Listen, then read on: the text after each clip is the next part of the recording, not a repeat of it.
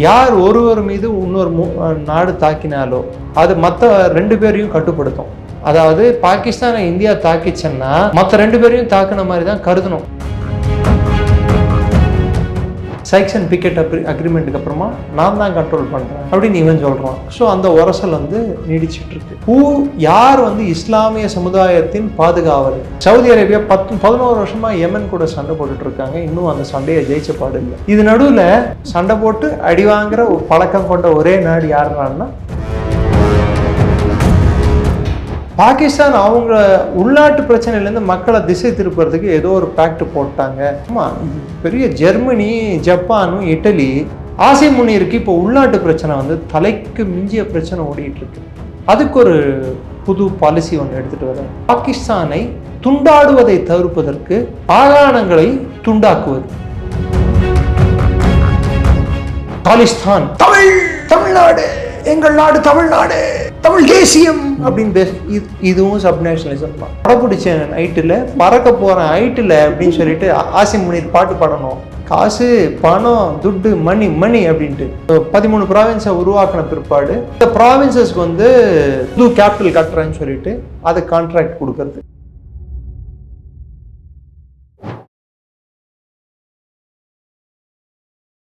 இளைய நேயர்களுக்கு வணக்கம். இன்றைக்கி நம்ம நேர்களில் நம்ம சிறப்பு விருந்தினர் டிஃபென்ஸ் அனலிஸ்டான டாக்டர் நிரஞ்சன் சார் அவர்கள் தான். சார் வணக்கம் சார். ஜெய்ஹிந்த். வணக்கம். ஜெய்ஹிந்த். என்ன சார் கண்ணாடி மேலே போட்டிருக்கீங்க? ஸ்டைலாக கரெக்டாக போட்டேன். இல்லை, பாகிஸ்தானை திட்டுறதுக்குன்னே டிஃப்ரெண்ட்டாக ஸ்டைலாக வந்துருக்கீங்கன்னு யோசிச்சிடாடு. பாகிஸ்தானை திட்டினோன்னா கூட வார்த்தைகள் யூஸ் பண்ணி எனக்கு போர் அடிச்சு போச்சு. இல்லை சார், உங்கள் ஆட்கள் இப்போ சவுதி அரேபியாவோட அக்ரிமெண்ட் போட்டது பத்தம் இல்லாமல் துர்க்கியும் கூட்டிகிட்டு ஒரு டிஃபென்ஸ் பேக்ட் வர போட்டிருக்காங்களாமே sir. Pact sir, Mecca pact. Mecca பேக்ட்டுங்களா? அது பேர் மெக்கா பேக்ட்டு. அதாவது மெக்கா பேக்ட்னு சொல்கிறதோட முட்டாள்களின் பேக்ட்னு சொல்லலாங்க. எப்படின்னா, சவுதி அரேபியா இராணுவத்துக்கு சண்டை போட தெரியாது, ஆனால் பணம் இருக்குது. டர்க்கிக்கு வெப்பன் பண்ண தெரியும், ஆனால் ஆள்பலம் இல்லை. பாகிஸ்தானுக்கு மற்ற ரெண்டும் இல்லை, ஆள்பலம் மாத்திரம் இருக்குது. ஸோ 3 பேரும் ஒன்று சேர்ந்து ஒரு பேக்டை சைன் பண்ணியிருக்காங்க. சவுதியோட பணமும், டர்க்கியோட தொழில்நுட்ப பலமும், பாகிஸ்தானோட ஆள்பலமும் சேர்ந்தா நம்மளை அசைச்சிக்க முடியாது அப்படின்னு சொல்லிட்டு அவங்க போட்டிருக்காங்க இந்த அக்ரிமெண்ட்டு. ஆனால் நிறைய பேர் இங்கே என்ன சொல்லுவாங்கடான்னா, இது இந்தியாவுக்கு மிகப்பெரிய அச்சுறுத்தலாக மாறக்கூடும். இந்தியாவுக்கு மாத்திரம் இல்லை, இஸ்ரேலுக்கும் இந்த அச்சுறுத்தல் தான். இந்தியாவுக்கு அச்சுறுத்தல் சவுதி கிட்டேருந்து வரதுக்கு வாய்ப்புகள் கம்மி. காரணம் என்னடான்னா, இந்த வருஷம் பிப்ரவரி மாதம், ஏப்ரல் மாதம், ஜூலை மாதம் 5 மாதங்களுக்குள்ள 3 சுற்றுப்பயணங்கள் சவுதிக்கு போயிட்டு வந்தார் இந்தியாவோட தேசிய பாதுகாப்பு ஆலோசகர் ஜேம்ஸ் பாண்ட் 007 துவல். பாகிஸ்தானுக்கு அவர் தான் தவில்.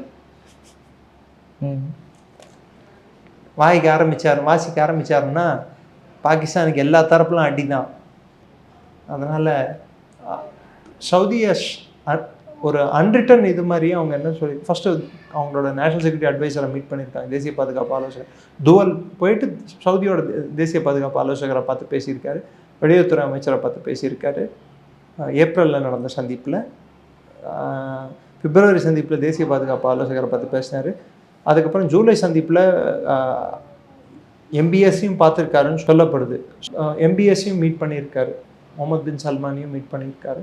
அவங்க அடிப்படையாக அவங்க சொல்லியிருக்காருன்னா, இது இந்தியாவுக்கு எதிரான ஒரு கூட்டமைப்பாக இந்தியா கருத வேண்டிய தேவையில்லை. சவுதி அரேபியா அதில் ஒரு கிளாஸ் இருக்குது, யார் ஒருவர் மீது இன்னொரு நாடு தாக்கினாலோ அது மற்ற ரெண்டு பேரையும் கட்டுப்படுத்தும்.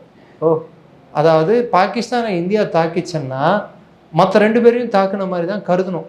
பட் ஆனால் அப்படி கருதுவாங்களான்னு கேள்வி கேட்டால் முடியாது. அதான் ஏற்கனவே சவுதி அரேபியாவும் பாகிஸ்தான் பார்த்தமே சார்.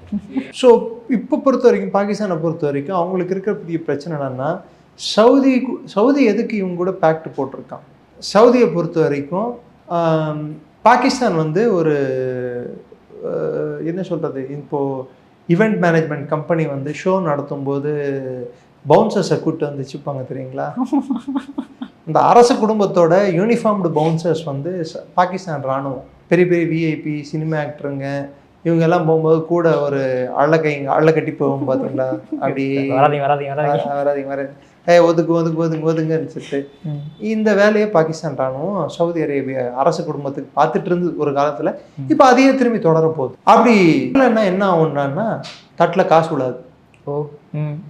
திரும்பி ஜெனரல்களோட பொழப்பு சிங்கி அடிக்க வேண்டியதுதான். சம்பளம் யார் கொடுக்குறது? அது முடியாது. இது ஒரு காரணம்.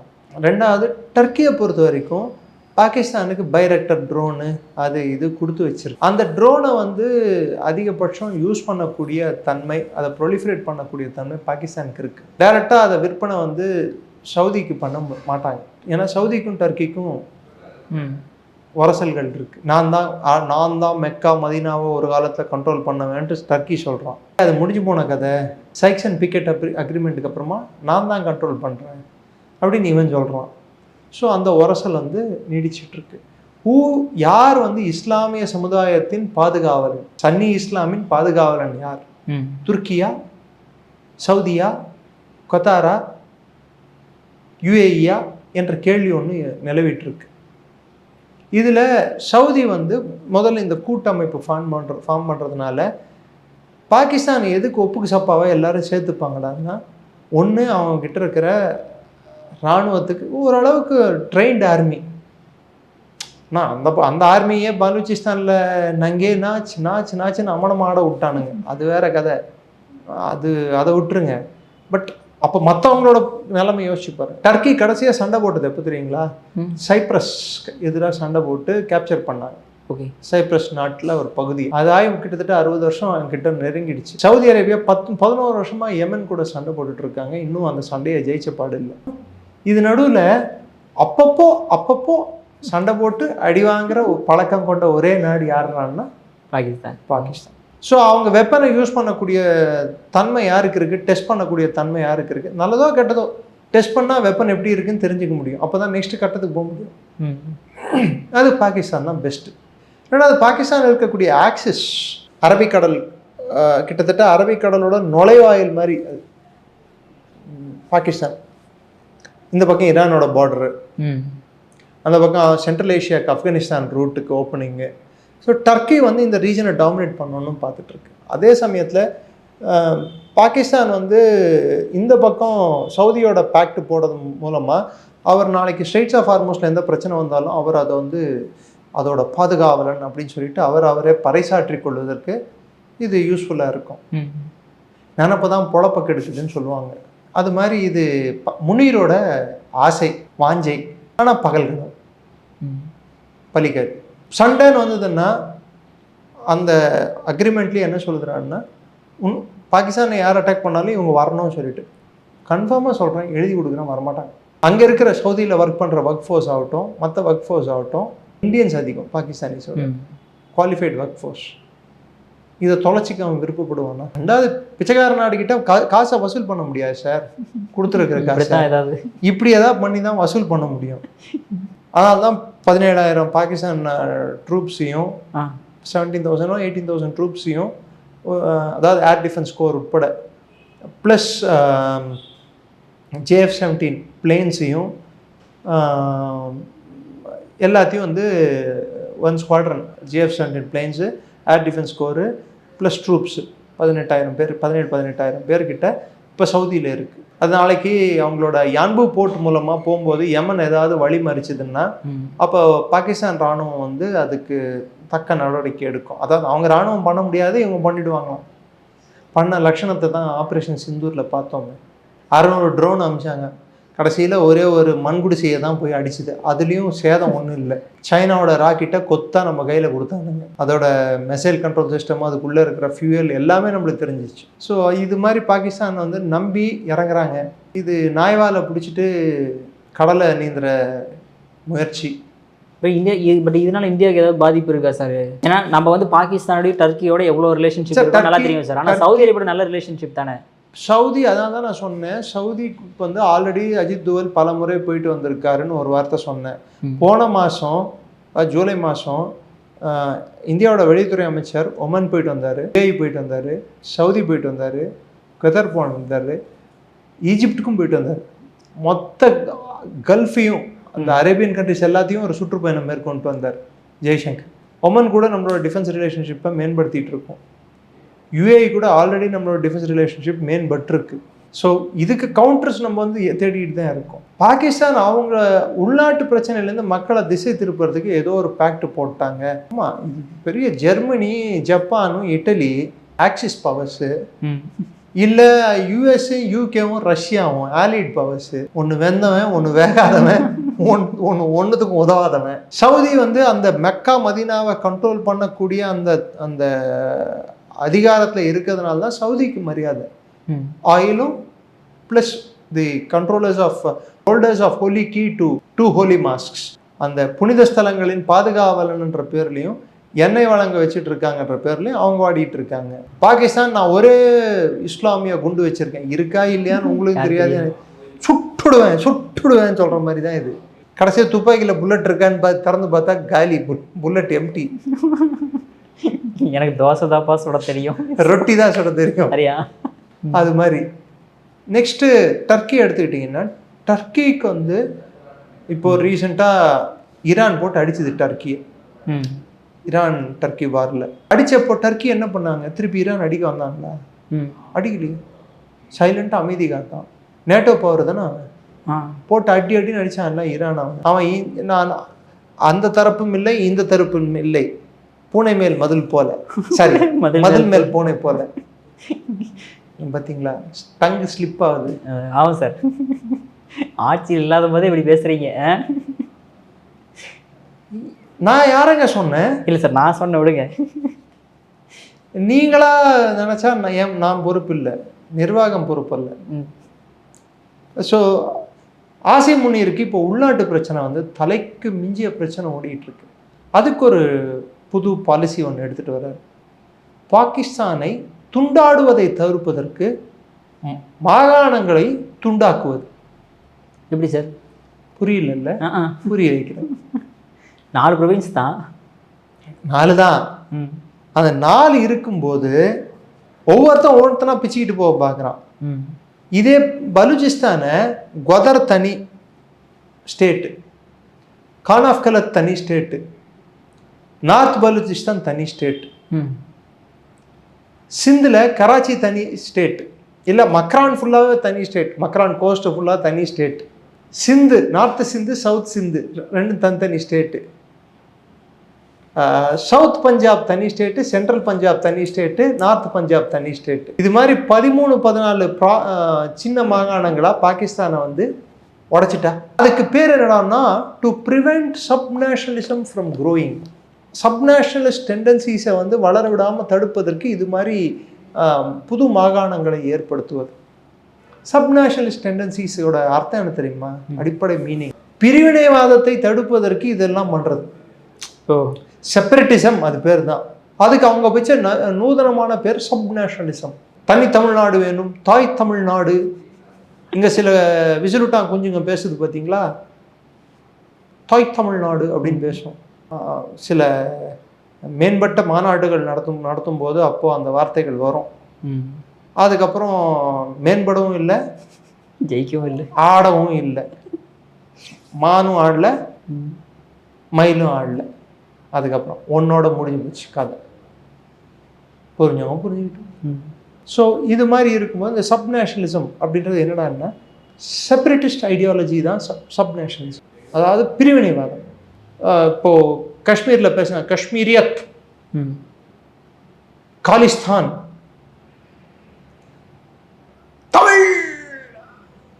தமிழ்நாடு, எங்கள் நாடு தமிழ்நாடு, தமிழ் தேசியம் அப்படின்னு பேச, இதுவும் சப்நேஷனலிசம் தான். இதே பாகிஸ்தானில் பாவல்பூர்லேருந்து பேசினா அது வந்து சவுத் ஆஃப் பஞ்சாப், அங்கேருந்து பேசினா அது ஒரு சப்நேஷனலிசம். நார்த் ஆஃப் பஞ்சாப் பேசினா அது ஒரு சப்நேஷனலிசம். கைபர் பக்தூன்வாலியே இருந்து 2-3 இதுவாக உடைச்சா சப்நேஷனலிசம். ஸோ மொத்த பாகிஸ்தானியே 13-14 ப்ராவின்சஸை சிறுசாக உடைச்சிட்டோம்னு வச்சுக்கோங்க. அப்போது கன்சாலிடேட்டடாக எவனும் பிரிவினைவாதம் பேச மாட்டான். ஓகே, பலூச்சிஸ்தான் தனிநாடு வேணும்னு சொல்லி கேட்க மாட்டான். அதே போல் 4 ப்ராவின்ஸ் இருந்தால் தானே சார் நீங்கள் தனிநாடு கோரி கேட்க முடியும். 4 ப்ராவின்ஸ் இருந்தால் தானே சார் உங்களுக்கு எனக்கு வருவாய் அதிகம் வேணும்னு சொல்லி கேட்க முடியும். ஃபெடரல் கவர்மெண்ட்டுக்கு கம்மியான வருவாய், எனக்கு அதிக வருவாய், மாநிலங்கள் வஞ்சிக்கப்படுகின்றன அப்படின்னு சொல்லிட்டு ஒரு பரப்புரை சூளுரை சொல்ல முடியும். ஃபினான்ஸ் இதுலேயே வந்து அலாட்மெண்ட்லேயே கூட அலாட்மெண்ட் ஆஃப் ரிசோர்ஸஸ் ஃபினான்ஸ்லேயே கூட மாநிலங்களுக்கு அதிகம் பணம் போகிறத நிறுத்தினா தானே இராணுவத்துக்கு அப்பப்போ வந்து பட்ஜெட் ஏற்ற முடியும். அவங்கவுங்க பென்ஷனையும் அவங்கவுங்க சம்பளத்தையும் தோத்தா கூட நாங்கள் ஏற்றிக்க முடியும். இப்போ ரீசெண்டாக 25% ஏற்றிக்கிட்டாங்க பாகிஸ்தான். பின்ன எப்படி சார் பாகிஸ்தான் இருக்க முடியும்? காசு, பணம், துட்டு, மணி படப்பிடிச்சேன் நைட்டில், பறக்க போகிறேன் ஹைட்டில் அப்படின்னு சொல்லிட்டு ஆசிம் முனீர் பாட்டு பாடணும். காசு, பணம், துட்டு, மணி அப்படின்ட்டு. இந்த 13 ப்ராவின்ஸை உருவாக்கின பிற்பாடு ப்ராவின்சஸ்க்கு வந்து புது கேபிட்டல் கட்டுறேன்னு சொல்லிட்டு அது கான்ட்ராக்ட் கொடுக்கறது, அதில் தனியாக ஒரு கட்டிங் பார்க்குறது. அரசியல் சாசன சட்டத்தில் ஆர்டிக்கல் 239 கீழே பெரிய பிரச்சனை ஒன்று இருக்குது ஆசிம் முனீருக்கு. அந்த பிரச்சனை என்னன்னா 2/3 மெஜாரிட்டி வேணும் அவங்களோட பாராளுமன்றத்தில், அதாவது நேஷனல் அசம்பிளி அப்படின்வாங்க. பாராளுமன்றத்தில் 2/3 மெஜாரிட்டி வேணும். செனேட், அதாவது மேலவை கீழவை 2 அவை இருக்குது அவங்களுக்கு. செனேட்டும் இருக்குது, அசம்பிளியும் இருக்குது. இந்த ரெண்டுத்துலேயும் வந்து 2/3 அது பாஸ் ஆகணும் புது மாகாணத்தை கிரியேட் பண்ணுறதுக்கு. அது இல்லாமல் அந்தந்த ஸ்டேட் அசம்பிளிஸ், உதாரணம் சிந்துக்கு அசம்பிளி இருக்குல்ல, சிந்தில் இருக்கிறது பிபிபி கட்சி ஆட்சியில், பாகிஸ்தான் பீப்புள்ஸ் பார்ட்டியா. இந்த 13 மாகாணங்களாக பிரிக்கிறதுக்கு வாய்ப்பு இருக்கு. இது பிரிக்கிறதுனால என்ன அட்வான்டேஜ்?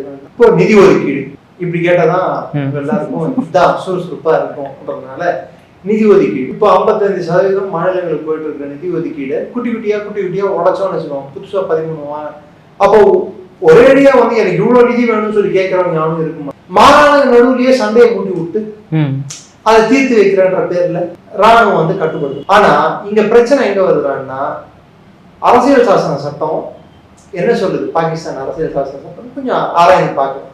இந்தியா மாதிரி இல்லை. நீங்க சொல்லுவாங்க India is union of states அப்படின்ட்டு. அந்த அதிமேதாவிகளுக்கும் மெத்த படித்தவர்களுக்கும் நான் சொல்லிக்கொள்ள விரும்புவது, India is a indivisible union of divisible states அப்படின்னு சட்டமேதை அம்பேத்கரே சொல்லியிருக்காரு. பட் பாகிஸ்தான் அப்படி இல்லை. Pakistan is a federation. India is not a federation, union. உள்ள வரதான் உன்னோட கடமை, அந்த அப்புறம் உன் தலைவிதி இருந்துதான் ஆகணும். பிடிச்சாலும் பிடிக்காட்டியும் வேணும்னா சொல்லிக்கலாம், மாநிலத்தில் கூட்டாட்சி, மத்தியில் கூட்டாட்சி, மாநிலத்தில் சுயாட்சி அப்படின்லாம். இப்ப எந்த ஆட்சியும் இல்லாமல் வடை போண்டா சாப்பிட்டு கண்டு காலத்தை எடுத்துக்கிறோம் அப்படின்னு சொல்லிக்கலாம். பட் பாகிஸ்தான் அதுக்கு ஆப்ஷன்ஸ் இருக்கு. அவங்க வந்து ஃபெடரேஷன், அவங்க இட்ஸ் ஃபெடரல் கவர்மெண்ட் பேரு ஃபெடரல் கவர்மெண்ட். யூஎஸ் கவர்மெண்ட் எப்படி ஃபெடரல் கவர்மெண்ட்டோ அது மாதிரி பாகிஸ்தான் கவர்மெண்ட் வந்து ஃபெடரல் கவர்மெண்ட், பேரு ஃபெடரல் கவர்மெண்ட் தான் சொல்லுவாங்க. ஸோ இவங்களுக்கு வந்து நிதி ஒதுக்கீடு வந்து 55% மாநிலங்களுக்கு போயிட்டு இருக்கு. இப்போ எந்த மாநிலமுமே வந்து பஞ்சாபுக்கு அதிக நிதி போகுது, அதுக்கப்புறம் சிந்து, அதுக்கப்புறம் கைபர் பக்துன்வா, அதுக்கப்புறம் பலூச்சிஸ்தான், இப்படிதான் போயிட்டு இருக்கு. இப்போ பல மாநிலங்களை உருவாக்குனா அது சின்ன அமௌண்டா போகும், பிளஸ் அந்த ரீஸ்ட்ரக்சர் பண்ண முடியும். இதெல்லாம் பண்றதுக்கு 239வது ஆர்டிக்கல் அலோவ் பண்ணுமான்னு கேள்வி ஒண்ணு இருக்கு. 239வது ஆர்டிக்கல் பாகிஸ்தான்ல என்ன சொல்லுது அப்படின்னு எடுத்து பார்த்தோம்னா, அவங்களோட மேலவை கீழவை நாடாளுமன்றத்துல, பாகிஸ்தானோட நாடாளுமன்றத்துல மெம்பர் ஆஃப் நேஷனல் அசம்பிளின்னு சொல்லுவாங்க, செனேட் மெம்பர் ஆஃப் செனேட்னு சொல்லுவாங்க. மேலவை கீழவை ரெண்டுத்திலையுமே வந்து 3/2 மெஜாரிட்டியில பாஸ் ஆகும் புது மாநிலங்களை ஏற்படுத்துற பில். அது போதாதைக்கு அந்தந்த மாநிலத்துல, உதாரணத்துக்கு சிந்து மாநிலத்துல பாகிஸ்தான் பீப்புள்ஸ் பார்ட்டி, அதாவது ஜுல்ஃபிகர் அலி பூட்டோட கட்சி, பெனசீர் பூட்டோட கட்சி, பில்லுரானி அலைஸ் பிலாவல் பூட்டோ, அது 2 கேட்டான்னு சொல்றாங்க. நான் சொல்ல பாகிஸ்தான் சொல்றாங்க, தப்பா எடுத்துக்காது. அதனாலதான் பில்லுரானின்னு சொன்னேன். நீங்க நெட்டை போடுங்க. இல்லைங்க சார், நீங்க போடுங்க சார். நான் ஏதோ தப்பா சொல்லிட்டேன்னு யாராவது நினைச்சுட்டு போறாங்க. நான் பாகிஸ்தானை பத்தி சொன்னாலே எல்லாருக்கும் நான் சில பேர் கோபம் வருது. பில்லுரானி, Bilwal Bhutto, sir. Billurani, often referred as Billurani, is a satirical political nickname used by critics in Pakistan and India for Bhutto. Bilwal Bhutto. Bilawal Bhutto, the chairman of Pakistan People's Party. ஆமா sir, Billurani. ஆமா, நான் சொன்னா தப்புன்னு சொல்றீங்களே. பில்லோராணி அது பேரு, sorry அவர் பேரு. இப்படி எல்லாம் பாகிஸ்தான்காரனால மரியாதை தவிர்த்து சரி இருந்தாலும் அவங்க கட்சி வந்து அதை அவங்களோட அசம்பிளில, சிந்த் அசம்பிளில 2/3 மெஜாரிட்டியில பாஸ் பண்ணும். சிந்தை வந்து உடைக்கிறதுக்கு, பஞ்சாபை உடைக்கிறதுக்கு பாகிஸ்தான் முஸ்லிம் லீக் நவாஸ் அவங்க பாஸ் பண்ண. அதே மாதிரி கைபர் பக்துன்வால 2/3 மெஜாரிட்டியில தேரிகே இன்சாஃப் பாஸ் பண்ணும். பலூச்சிஸ்தான் பாஸ் பண்ணுமா பண்ணாதான் தெரியல, ஏன்னா அசம்பிளி இருந்தும் இல்லாத மாதிரி தான் அது இப்ப இருக்கிற சூழல் பார்த்தா. ஸோ இதெல்லாம் பாஸ் ஆகும். இப்போ ரீசெண்டா ஒரு விஷயம் நடந்திருக்கு, சம்பவம், தரமான சம்பவம். எல்லாரும் இங்க பிஓகே வந்து எப்ப இணைக்க போறோம் அங்க பெருசா பிரச்சனை இது ஆயிட்டு இருக்கு, அங்க அது அந்த இது நடந்துட்டு இருக்கு, அங்க இந்த இது நடந்துட்டு இருக்கேன்னு சொல்றாங்க. ஜெய்ஷே முகமதோட தலைவர் போயிட்டு அவாமி ஜிர்கா அப்படின்னு சொல்லிட்டு இருக்கு, அவாமி ஜிர்கா தல் அப்படின்னு சொல்லிட்டு அது ஒரு கட்சி. அந்த கட்சி தலைவர் போய் அப்படியே கட்டி பிடிச்சி என் ஆதரவு உனக்கு தான் சொல்லியிருக்கான். ஸோ அங்க யார் தீவிரவாதி, யார் அரசியல்வாதி, யார் போராடுறான், யார் வந்து பாகிஸ்தான் ராணுவத்தோட நிக்கிறான். அல் ஜசீரா டிவி வேற பேன் பண்ணிருக்காங்க பாகிஸ்தான்ல. காரணம் தெரியுமா?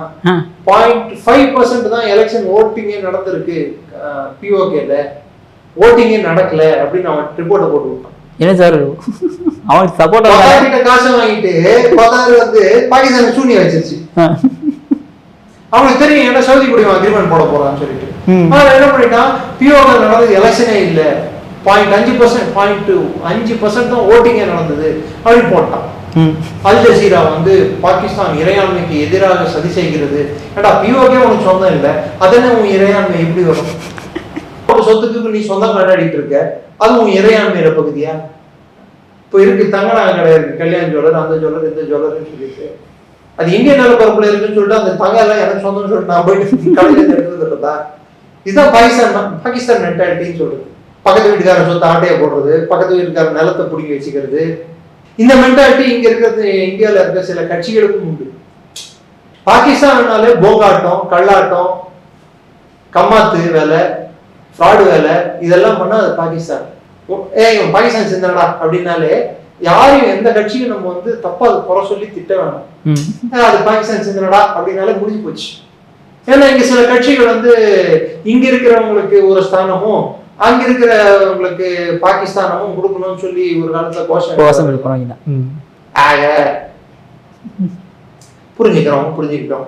சோ இப்போ பிரச்சனை என்னன்னா, இந்த செனட்ல எல்லாம் பாஸ் ஆகுமா இந்த ரெசல்யூஷன்? இது பாஸ் ஆகாட்டி இன்னொரு ரெசல்யூஷன் ஒண்ணு எடுத்துட்டு வரதுக்கு ட்ரை பண்ணிட்டு இருக்காங்க. அயூப் கான் கிட்ட இருந்து கத்துக்கிட்ட பாடமும், பர்வேஸ் முஷரப் கிட்ட இருந்து கத்துக்கிட்ட பாடமும், ஜியாவுல்லா கிட்ட இருந்து கத்துக்கிட்ட பாடமும் ஆசிம் முனீருக்கு நல்லா தெரியும். அயூப் கான் வந்து யூனிஃபார்மை கட்டிட்டு ஃபீல்ட் மார்ஷல் போஸ்டிங்ல உட்கார்ந்துட்டு யாயா கானை எடுத்துட்டு வந்த உடனே 65 வார் தோத்த உடனே, அதாவது அவங்க கொண்ட ஆப்ஜெக்டிவ் அச்சீவ் பண்ணல, காஷ்மீரை அவங்க கைப்பற்றாத சூழல்ல அயூப் கான் சண்டையை தோத்ததான் இருக்கும். அதனால அயூப் கான் வந்து பதவி விலக செய்வதற்கு அயூப் கானால் தேர்ந்தெடுக்கப்பட்ட ராணுவ அதிகாரிகளே காரணமா இருக்கும் ஜனாதிபதி பதவியில. ஜியாவுல்லாக்கு வந்து பண்ண தவறு என்னடான்னா, ஜியாவுல்லாக்கு ராணுவ தளபதியாக தொடரும் போதும் பாகிஸ்தானின் ஜனாதிபதியாக தொடரும் போதும் ஜியாவுல்லா செய்த தவறு, அவருக்கு நம்பர் 2 அப்பாயிண்ட் பண்ணி அவரை ஜெனரல் ரேங்க்ல எடுத்துட்டு வந்து மிர்சா அஸ்லம் பேக். அதனாலதான் மாங்காக்குடையில பாவல்பூர்ல போயிட்டு அமெரிக்கன் அப்ரஹாம் டேங்க்ஸ் டெஸ்ட் பண்றதுக்கு போகும்போது அந்த மாம்பழக்குடையில குண்டு வச்சிட்டாங்க. அந்த பிளேன், அதாவது ஐ திங்க் ஹெர்குலஸ் தான் சி டைப் அமெரிக்கன் பிளேன். அது போகும்போது அதுல இந்த மாம்பழக்குடையில வச்ச குண்டு வெடிச்சு ஜியா வந்து செதுக்கிட்டாங்க. ஆனா அதே இதுக்கு அந்த டெஸ்டிங்க்கு வந்து இந்த டெப்டி சீஃப், வைஸ் சீஃப், அதாவது பாகிஸ்தான் ராணுவத்தின் 2வது முக்கியமான பதவியில் இருந்த ராணுவ தளபதி மிர்சா அஸ்லம் பேக், ஜெனரல் பேக் என்ன பண்ணா, அவன் தனி ஹெலிகாப்டர்லயோ பிளேன்லயோ அவன் போயிட்டான். மற்றவங்க எல்லாம் இந்த ஹெலிகாப்டர்ல போனாங்க. Chief of staff committee Abdul Rahman அக்தர்ல இருந்து ஜியால இருந்து எல்லாரும் இந்த பிளேன்ல 17 பேர் என்ன இறந்து போயிட்டாங்க. அதுதான் பாகிஸ்தான் ஆர்மியில வந்து எல்லா ஜெனரலும் ஒரே டைம்ல பிளேன்ல ஏற மாட்டாங்க, சரிங்களா? ஸோ அங்க இருந்து கத்துக்கிட்ட போனா நம்பர் 2 அப்பாயிண்ட் பண்ணக்கூடாது. ஸோ பர்வேஸ் முஷரப் கிட்ட இருந்து கத்துக்கிட்ட பாடம் என்னன்னா, யூனிஃபார்மை என்னைக்கு கொக்கியில் மாட்டினோம் பர்வேஸ் முஷரஃப் கழட்டி பதவி போச்சு, ஜனாதிபதி என்ற பதவி. அதனால் அரசியல் சாசன சட்டத்திலேயே மாற்றத்தை கொண்டு வந்து ஃபீல்டு மார்ஷல் ரேங்க்ல இருக்கக்கூடிய 5 ஸ்டார் ஜெனரல் ஜனாதிபதி ஆவதற்கு என்ன வழிகள் இருக்கிறதோ அந்த வழியை ஆசிம் முனீர் தேடிக்கொண்டிருக்கிறான். அதாவது அவர் சண்டை போட்டு வாங்காத பதவியை பாகிஸ்தான் நாட்டில் உள்நாட்டு கிளர்ச்சியை வெடிக்க வச்சு அந்த பதவியை ஏற்படுத்திக்க ட்ரை பண்ணிட்டு இருக்கான். இதற்கு முட்டுக்கட்டையாக இருக்க போகிறது யாருன்னு பார்த்தீங்கன்னா, ஒன்று பாகிஸ்தான் பீப்புள்ஸ் பார்ட்டி PPP. ஏன்னா அந்த கட்சியை சேர்ந்த நபர் தான் இப்போது பாகிஸ்தானோட ஜனாதிபதி ஆசிஃப் அலி ஜர்தாரி. ஆசிஃப் அலி ஜர்தாரி பேர் மிஸ்டர் 10%. கமிஷன் 10% அடிப்பார் எதுலேயே இருந்தாலும். ஸோ ஆசிஃப் அலி ஜர்தாரி அவ்வளோதுக்கு பாகிஸ்தான் ராணுவம் பண்ணால் அந்த கொடுமையாக என்ன, ஒரு வாட்டி ஜர்தாரியை தூக்கி உள்ள வச்சிட்டாங்க. லபோதிபோன் வாயை வைத்து அடிச்சுட்டு அழுதான் ஒரு வாட்டி. ஐ திங்க் 96 நினைக்கிறேன் பெனசீர் கவர்மெண்ட் கவுந்தப்புறம். அதே மாதிரி பெனசீர் கவர்மெண்ட் வந்து இன்ஃபேமஸ் என்னன்னா, பெனசீர் கவர்மெண்ட் கவுந்தப்புறம் பெனசீர் பூட்டோவுக்கு அகேன்ஸ்டாக நவாஸ் ஷெரீஃப் வரணும்னு சொல்லிட்டு பெனசீர் பூட்டோ வந்து காம்ப்ரமைசிங் போஸ்டில் இருந்தது, ஃபாரினில் ஜீன்ஸ் போட்டு சுற்றினது, சின்ன சின்ன மினி ஸ்கர்ட்ஸ் போட்டு சுற்றினது, இந்த ஃபோட்டோஸ் எல்லாம் விஸ்கி குடிக்கிற மாதிரி ஃபோட்டோஸ், இது எல்லாத்தையும் ஹெலிகாப்டரில் போய் மக்கள்கிட்ட போட்டு விட்றது பேம்ப்ளெட்ஸாக. ஏன்னா நவாஸ் ஷெரீஃப் கட்சி ஜெயிக்கணும்னு சொல்லிட்டு. அதாவது அந்தந்த கட்சிக்காரன் பிரச்சாரம் பண்ணுறதை பார்த்துருக்கீங்க, ராணுவமே பிரச்சாரம் பண்ணுறதை பார்த்துருக்கீங்களா? இது பாகிஸ்தானில் நடக்கும். இப்போ ஜர்தாரிக்கு இருக்கிற ஆப்ஷன், அவன் மேலே இருக்க ஊழல் புகார்கள் திரும்ப ஓப்பன் ஆகக்கூடாது. அவனா வாலண்டரியாக ரிசைன் பண்ணிட்டு போயிட்டா பெட்டர். இல்லை நெகோஷியேட்டட் செட்டில்மெண்ட்டில் இத்தனை நாள் வரைக்கும் என் பதவி காலம் நீடிக்கும், அதுக்கப்புறம் நான் ரிசைன் பண்ணிட்டு போவேன்ட்டு எழுதி கொடுத்துட்றது. இதெல்லாம் பண்ணுறது பண்ணால் ஜர்தாரி மிச்சமாகும். பில்லு ராணிக்கு ஒரு இடம் கிடைக்கும் அடுத்த அரசுன்னு ஒன்று ஏற்பட்டா. இல்லைன்னு நினச்சிக்கோங்க, சிந்துல வந்து புது மாகாணங்கள் ஏற்படும் போது PPP என்ற கட்சி காணாமல் போய்விடும். இப்போ ஆசிம் முனீருக்கு முக்கியமாக கண்ணும் கருத்துமா பார்க்கறது பாகிஸ்தான் பீப்புள்ஸ் பார்ட்டி எப்படி ஒழிக்கிறது, தேரிகே இன்சாஃப் எப்படி ஒழிக்கிறது, பாகிஸ்தான் முஸ்லீம் லீக் நவாஸை எப்படி ஒழிக்கிறது. பாகிஸ்தான் முஸ்லீம் லீக் நவாஸை ஒழிக்கிறதுக்கு உள்குத்து வேலை பார்க்கறதுக்கு சொந்த மச்சானி அமைச்சிருக்கான். யாரு? கோப்பை திருடி மோஷின் நக்வி கோப்பையை திருடிட்டு தோத்து போயிட்டு கோப்பை எந்தான் அப்படின்னு சொல்லிட்டு ஓடினான் பாருங்க, அவங்களோட உள்துறை மந்திரி. அவன் தான் இப்போ ஸ்டேட்மெண்ட் எல்லாம் கொடுக்குறான். பாகிஸ்தான் ஜனநாயகம் ஒவ்வாது, மாதிரி ஆட்சி முறை இருந்தால் சரியில்லை. அப்போ பாகிஸ்தானை வந்து பிரதமர் தலைமையில் இருக்கக்கூடிய ஆட்சி முறையிலிருந்து, பாராளுமன்ற ஆட்சி முறையிலிருந்து நேரடியாக ஜனாதிபதி தேர்ந்தெடுக்கும் ஆட்சி முறைக்கு மாற்றுவதற்கு முயற்சிகள் நடந்து கொண்டு இருக்கின்றன. அந்த முயற்சியில் ஒரு பகுதி தான் புது மாகாணங்களை கிரியேட் பண்ணுறது, அந்தந்த மாகாணங்களில் இருக்கக்கூடிய கட்சிகளின் பலத்தை அழிக்கிறது, முக்கியமான கட்சிகளின் தலைவர்களை ஒன்று உடன்படிக்கை மூலம் அடிபணிய வைக்கிறது, இல்லை அவங்களோட ஊழல் குற்றச்சாட்டுகளை வெளியே எடுத்துகிட்டு வந்துட்டு அவங்கள நாடு கடத்துறது, இல்லை உளுத்திக்கு போடுறது. இதெல்லாம் பண்ணுறதுக்கு வாய்ப்பு இருக்குது. இப்போ 40 பிரிகேடியர்களை பிரிட்டனுக்கு அவங்க மேனேஜ்மெண்ட் படிக்கிறதுக்கு அமைச்சிருக்காங்க பிரிகேடியர்ஸ். அவங்க யாருன்னு பார்த்தீங்கன்னா, திருப்பி ரிட்டர்ன் வரும்போது இவங்க அந்தந்த மாகாணங்கள் புதுசாக ஏற்படுற மாகாணங்களில் முக்கியமான பொறுப்பில் அப்பாயிண்ட் செய்யப்படுவார்கள், கவர்னர்கள் உட்பட. இதனால் என்ன ஆகும், பிரிகேடியர்களோட அந்தஸ்தும் மேஜர் ஜெனரல்களோட அந்தஸ்தும் உயரும். லெப்டினன்ட் ஜெனரல்கள் யாரெல்லாம் வந்து ஆசிம் முனீருக்கு அச்சுறுத்தலாக இருக்கிறாங்களோ அவங்கள ஒதுக்கிட்டு. இதெல்லாம் ஆசிம் முனீர் எடுத்துக்கொண்டிருக்கும் முயற்சிகள். Okay sir. சார் அற்புதம் எல்லாமே கொடுத்தீங்க சார். உங்கள் பொண்ணான நேரத்தில் லேபெல்லாம் ஒதுக்குனதுக்கு மிக்க நன்றி சார். ஜெய்ஹிந்த். நன்றி, ஜெய்ஹிந்த்.